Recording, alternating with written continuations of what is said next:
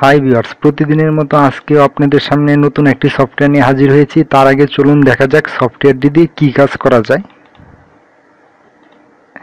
দেখেন, এরকম পিকচার বা ইমেজের সাথে আপনারা এর আগেও মনে হয় দেখেছেন বা পরিচিত আছেন। আসলে এগুলা পিকচার কিভাবে তৈরি করে, এগুলা আসলে দেখেন, এগুলা টেক্সট আকারে আছে। আপনারা হয়তো অনেকে জানেন বা অনেকে জানেন না। যারা জানেন না তাদেরকে আমি দেখাবো কি করে এইসব পিকচার বা ইমেজ তৈরি করা যায়।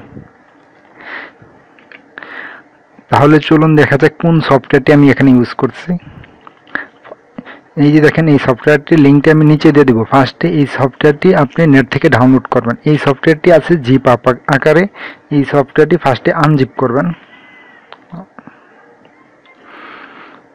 তারপরে ফোল্ডারটা ওপেন করবেন। এখন ফোল্ডারটার যে সফটওয়্যারটি আছে এই সফটওয়্যারটি আপনি ওপেন করবেন।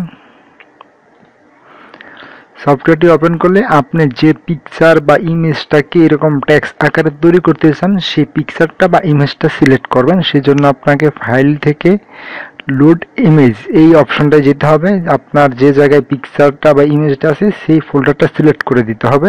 সাপোজ আমি ডেস্কটপে যাব, ডেস্কটপে থেকে বস এই ফোল্ডারটায় আমার পিকচার বা ইমেজ আছে। সাপোজ আমি এই পিকচারটাকে টেক্সট আকারে রূপান্তর করব। দেখেন, আমার পিকচারটা এখন টেক্সট আকারে হয়ে গেছে। এখন আপনি যদি এই পিকচারের টেক্সটগুলো চেঞ্জ করতে চান, দেখেন এগুলো ইংলিশ আকারে আছে। আপনি ইচ্ছা করলে এই ফন্টটা চেঞ্জও করতে পারবেন। সেই জন্য এই দেখেন একটা ফন্ট অপশন আছে, এটাতে একটু ক্লিক করবেন। এখানে আপনি যে ফন্টে নিতে চান পিকচারটা সেই ফন্টে যাবে। আপনি ইচ্ছা করলে বাংলা ফন্ট ইউজ করতে পারবেন, ইংলিশ ফন্ট ইউজ করতে পারবেন, আরবি ফন্ট ইউজ করতে পারবেন, আপনি যেটা খুশি। সাপোজ আমার ইংলিশটা আছে, এটাই থাক। আপনি যদি ফন্ট চেঞ্জ করতে চান সেক্ষেত্রে ফন্ট সিলেক্ট করবেন, এটা সিলেক্ট করবেন, সাইজ সিলেক্ট করবেন, ওকে দিবেন, হয়ে যাবে। বা এই পিকচারটাকে আরো যদি অন্যভাবে চেঞ্জ করতে চান সেখানে এখানে অপশনগুলো আছে। দেখেন দেখেন পিকচার চেঞ্জ হচ্ছে।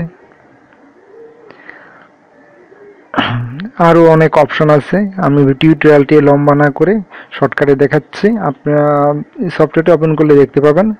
তারপরে এই পিকচারটি আপনারা সেভ করবেন, বা অনেক বড় আছে এটা যে আপনারা জুম করে ছোট আকারে দেখতে চান সেক্ষেত্রে এটাতে ক্লিক করবেন, জুম আউট।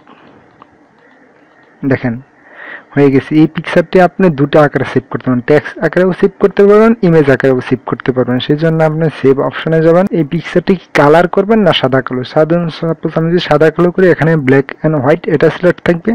আর যদি টেক্সট আকারে করি টেক্সট, আর যদি ইমেজ আকারে থাকে তাহলে ইমেজ। সাপোজ আমি একটা টেক্সট আকারে দেখাচ্ছি, টেক্সট। ওকে, ডেস্কটপ যে নামটা এটাই থাকবে, নামটা আমি চেঞ্জ করবো না। সাপোজ আপনি চাইলে চেঞ্জ করে নিতে পারেন। সেভ। দেখি আমার পিকচারটি হয়েছে কিনা। দেখেন এইটা হচ্ছে আমার ফাইলটা, ওপেন করছি। দেখেন এই পিকচারটি টেক্সট আকারে হয়ে গেছে। এরকম ভাবে আপনি আপনার পিকচারকে টেক্সট আকারে হতে পারেন। দেখেন পিকচারটা অনেক বড় আছে, বড় হয়ে গেছে। এই পিকচারটা সাইজটাও আপনি ছোট বড় করতে পারবেন। এখানে সাইজ আছে, আপনি ইচ্ছা হলে যে কোনো সাইজে পিকচারটি রূপান্তর করতে পারবেন। এবার আমি দেখাবো একটি পিকচার আকারে সেভ করার জন্য কিভাবে পিকচার আকারে করবেন। সেভ ইমেজ, এটাও যদি সাদা কালো করতে চান তাহলে ইমেজ ব্ল্যাক অ্যান্ড হোয়াইট, আর যদি কালার করতে চান তাহলে কালার দিলেই হবে। ওকে, যে ইমেজগুলো কীরকম থাকবে, লেখাগুলো বোঝা যাবে না বোঝা যাবে না। সাপোজ আমি দেখাচ্ছি, বাড়াই দিচ্ছি যে টেক্সটগুলো যাতে বোঝা যায়। ওকে, ঠিক এটাই থাকবে, না আমি চেঞ্জ করব না। সেভ। দেখেন এই যে আমার চলে আসছে।